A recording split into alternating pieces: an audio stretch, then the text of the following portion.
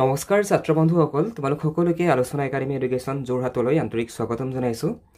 এই ভিডিঅ' মডেলটোত আমি তোমালোকৰ লগত আলোচনা কৰিম মহাত্মা গান্ধী আৰু ভাৰতৰ স্বাধীনতা সংগ্ৰাম।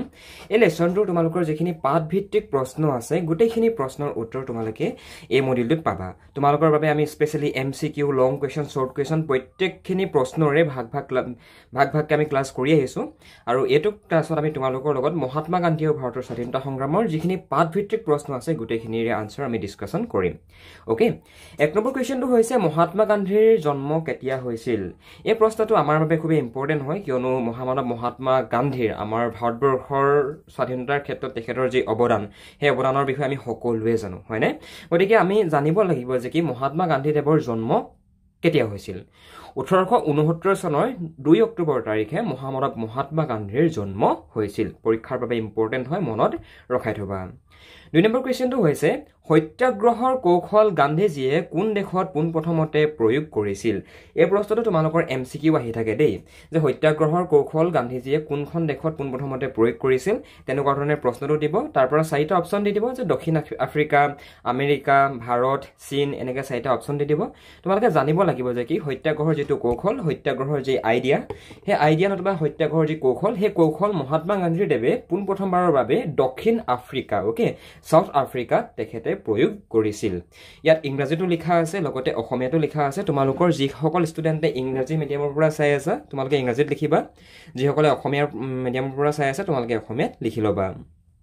অ'কে, নেক্সট ইম্পৰ্টেণ্ট কুৱেশ্যনটো হৈছে ৰবীন্দ্ৰনাথ ঠাকুৰে কিয় নাইট উপাধি ত্যাগ কৰিছিল? ব্ৰিটিছ চৰকাৰে ৰবীন্দ্ৰনাথ ঠাকুৰক এটা উপাধি দিছিল, অ'কে, সেই উপাধিটো আছিল নাইট উপাধি। এতিয়া কবিগুৰু ৰবীন্দ্ৰনাথ ঠাকুৰে তেখেতক ব্ৰিটিছ চৰকাৰে দিয়া নাইট উপাধিটো কিয় তেখেতে ত্যাগ কৰিছিলে? অ'কে, ইয়াৰ উত্তৰত আমি কি লিখিম?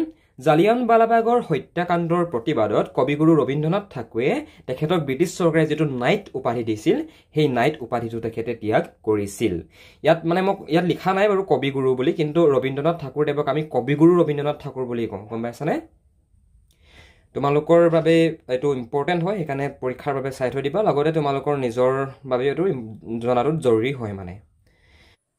নেক্সট কুৱেশ্যনটো ডিছকাশ্যন নকৰাৰ আগতে ভাইটি ভণ্টিসকল, তোমালোকে যদি সমাজ বিজ্ঞানৰ দৰে বিষয়সমূহ টান পোৱা আৰু যদি তোমালোকে ঘৰতে বহি সমাজ বিজ্ঞানৰ দৰে বিষয়সমূহ যদি পঢ়িবলৈ বিচৰা, তেনেহ'লে অনুগ্ৰহ কৰি তোমালোকে আমাক যোগাযোগ কৰা। আমি তোমালোকক সমাজ বিজ্ঞানৰ প্ৰত্যেকটো পাঠ ভাল ধৰণে অসমীয়াত পঢ়াই দিয়াৰ লগতে পাঠৰ ভিতৰৰ প্ৰশ্ন, অনুশীলনীৰ প্ৰশ্ন, লগতে তোমালোকক MCQখিনিলৈকে আমাৰ ফালৰ পৰা তোমালোকক আমি হেল্প কৰিম।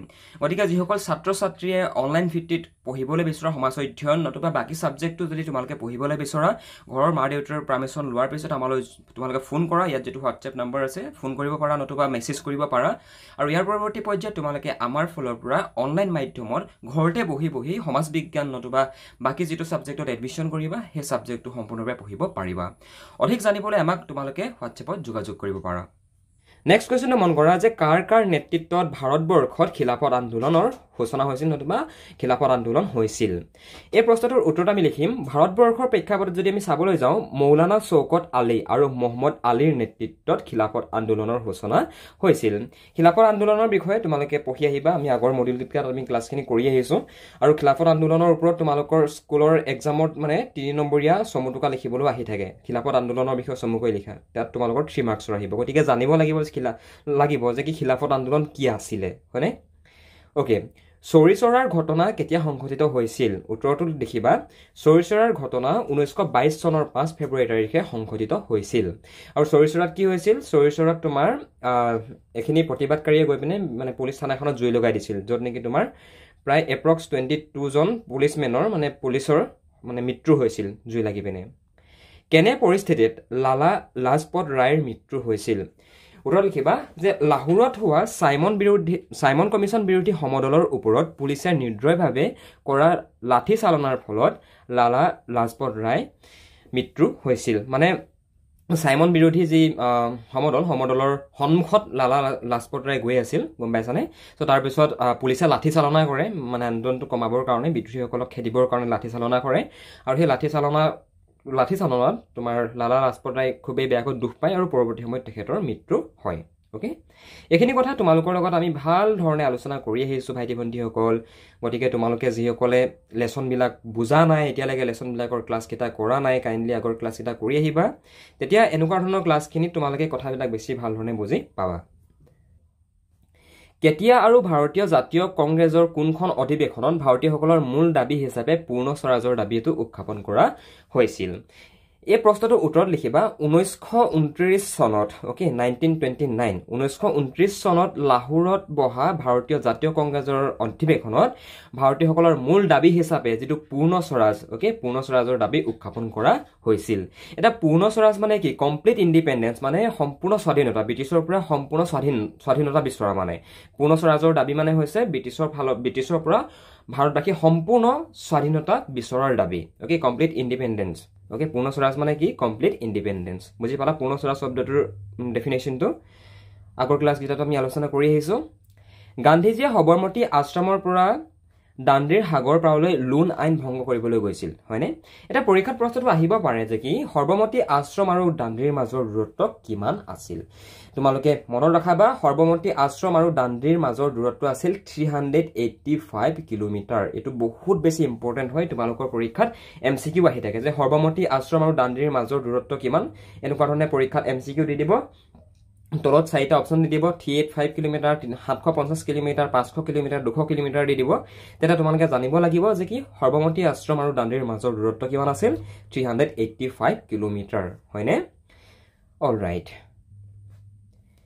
নেক্সট কোৱেশ্চন হিমান্ত গান্ধী নামেৰে কাক জনা যায় এটো প্ৰশ্ন বহুত ইম্পৰ্টেন্ট হয় কিনাৰতে এনেকুৱা ধৰণে এটা ষ্টাৰ মাৰ্ক দি লবা হিমান্ত গান্ধীৰ প্ৰকৃত নাম কি পৰীক্ষাত এনেকুৱা ধৰণৰ তোমালোকৰ প্ৰশ্ন আহে মানে হিমান্ত গান্ধী নামেৰে কাক জনা যায় নতুবা হিমান্ত গান্ধীৰ প্ৰকৃত নাম হৈছে খান আব্দুল গফুৰ খান ওকে খান আব্দুল গফুৰ খানক হিমান্ত গান্ধী নামেৰে জনা যায় নামটো মনত ৰাখিবা খান আব্দুল গফুৰ খান ওকে নেক্সট কোৱেশ্চন লণ্ডনত অনুষ্ঠিত হোৱা দ্বিতীয় ঘূৰণীয়া মেচ মেলত কোনে কংগ্ৰেছক এককভাৱে প্ৰতিনিধিত্ব কৰিছিল লণ্ডনত অনুষ্ঠিত হোৱা দ্বিতীয় ঘূৰণীয়া মেচ মেলত মহাত্মা গান্ধীয়ে কংগ্ৰেছ দলক এককভাৱে প্ৰতিনিধিত্ব কৰিছিল তাৰ মানে কংগ্ৰেছ দলৰ হৈ পিনে মহাত্মা গান্ধীয়ে লণ্ডনত অনুষ্ঠিত হোৱা দ্বিতীয় ঘূৰণীয়া মেচ মেলত অংশগ্ৰহণ কৰিছিল মানে কংগ্ৰেছ দলৰ হৈ মানে তো হেতুকে বুজাইছে যে কি কংগ্ৰেছক এককভাৱে প্ৰতিনিধিত্ব কৰিছিল মানে সৰ্বভাৰতীয় কংগ্ৰেছৰ হৈ মানে গোটেই কংগ্ৰেছ দলটোৰ হৈ পিনে মহাত্মা গান্ধীয়ে প্ৰতিনিধিত্ব কৰিছিল তো হেতুৱে বুজাইছে যে কি এককভাৱে প্ৰতিনিধিত্ব কৰিছিল বুজি পালা কোনে কৰিছিল মহাত্মা গান্ধীয়ে কৰিছিল নেক্সট কোৱেশ্চন 1932 চনত সাম্প্ৰদায়িক বাটুৰাৰ ঘোষণা কৰা ব্ৰিটিছ প্ৰধানমন্ত্ৰীজনৰ নাম কি আছিল উত্তৰটো মনত ৰাখিবা ৰামজে মেকডোনাল্ড এই ব্যক্তিজনে 1932 চনত সাম্প্ৰদায়িক বাটুৰাৰ ঘোষণা কৰিছিল ওকে নেক্সট 12 নম্বৰ কোৱেশ্চনটো মন কৰা কোনটো আন্দোলনৰ সময়ছোৱাত গান্ধীজীয়ে কৰিম কিম্বা মৰিম ডু অৰ ডাই কৰিম কিম্বা মৰিম এই যেটো স্লোগান দিছিল কোনটো আন্দোলনৰ সময়ত দিছিল মহাত্মা গান্ধীয়ে কৰিম কিম্বা মৰিম স্লোগানটো 1942 চনৰ ভাৰত ত্যাগ আন্দোলনত মহাত্মা গান্ধীয়ে কৰিম কিম্বা মৰিম এই যেটো স্লোগানটো দিছিল আৰু এই ভাৰত ত্যাগ আন্দোলন 1942 চনৰ এই ভাৰত ত্যাগ আন্দোলন এই ভাৰত ত্যাগ আন্দোলনটোক আগষ্ট বিপ্লৱ নামেৰে জনা যায় ইয়াৰ যেটো ষ্টৰীটো মই তোমালোকক আগৰ যিকিটা ক্লাছত মই তোমালোকক ভাৰত ত্যাগ আন্দোলনৰ চেপ্টাৰটো পঢ়ুৱাইছিলো সেই গিটা চেপ্টাৰত মই বুজাই আহিছো সেই ক্লাছ গিটাত বুজাই আহিছো যে কি ভাৰত ত্যাগ আন্দোলনক কিয় আগষ্ট বিপ্লৱ বুলি কোৱা হয় হয়নে বুজি পালা গান্ধীজীয়ে কোনটো আন্দোলনত কৰিম কিম্বা মৰিম স্লোগান দিছিল ভাৰত ত্যাগ আন্দোলনত ওকে আজাদ হিন্দ ফৌজৰ প্ৰতিষ্ঠাতা কোন one of the most important question হয় আজাদ হিন্দ ফৌজৰ প্ৰতিষ্ঠাতা হৈছে নেতাজী সুভাষ চন্দ্ৰ বসুদেৱ নেতাজী সুভাষ চন্দ্ৰ বসুদেৱে আজাদ হিন্দ ফৌজৰ প্ৰতিষ্ঠা কৰিছিল নেক্সট কোৱেশ্চন মোক তেজ দিয়া মই তোমালোকক স্বাধীনতা দিম এই বিখ্যাত বাণীটো কোনজন ভাৰতীয় নেতাৰ আছিল এই যে খাৰি বাণী যে মোক তেজ দিয়া গিভ মি ব্লাড মই তোমালোকক স্বাধীনতা দিম and I will give you freedom give me blood I will give you freedom মোক তেজ দিয়া মই তোমালোকক স্বাধীনতা দিম এই বিখ্যাত বাণীটো নেতাজী সুভাষ চন্দ্ৰ বসুদেৱৰ আছিল ওকে পৰীক্ষাৰ বাবে ইম্পৰ্টেন্ট হয় চাই লবা দেই মানে কোনজন ব্যক্তিয়ে কোন খাৰি স্লোগান দিছিল এইকিটা তোমালোকে মনত ৰাখিবা ভাৰত আৰু পাকিস্তানৰ মাজৰ সীমাৰেখাডালক কি নামেৰে জনা যায় এটো প্ৰশ্ন ইম্পৰ্টেন্ট হয় ভাৰত আৰু পাকিস্তানৰ মাজৰ যিডাল সীমাৰেখাডালৰ নাম হৈছে ৰেড ক্লিফ ৰেখা ওকে ভাৰত আৰু পাকিস্তানৰ মাজৰ সীমাৰেখাডালক ৰেড ক্লিফ ৰেখা নামেৰে জনা যায় বুজি পালা